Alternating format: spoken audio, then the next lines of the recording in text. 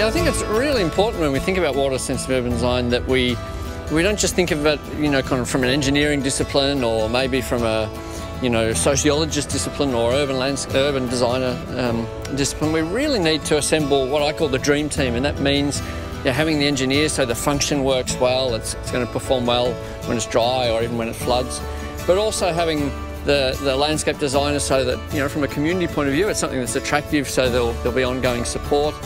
And you need obviously an economist in the team, believe it or not, because in the end this is not going to work if it doesn't make financial sense.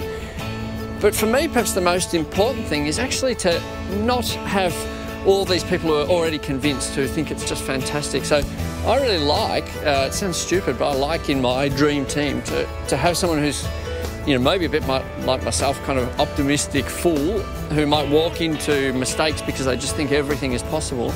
But you also want the opposite. You want the grumpy old bastard who says, no, it's not possible, you can't do it. It's going to flood, you can't infiltrate in clay soils, you can't infiltrate in sand soils, you can't do this, etc., etc. Because if you have that person always saying, oh, this won't work, that forces the rest of the team to say, well, will it work? Maybe they've got a point, maybe we need to adjust the design.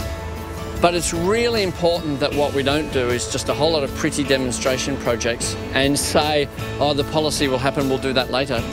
Happy to have the practice first, but you have to have a commitment to be putting the policy right in behind it and not at some time in the future. If you assemble this dream team with a whole lot of disciplines, you'll have a whole lot of arguments, but if that's done in the right spirit, it's actually very motivating and very nourishing. It's great.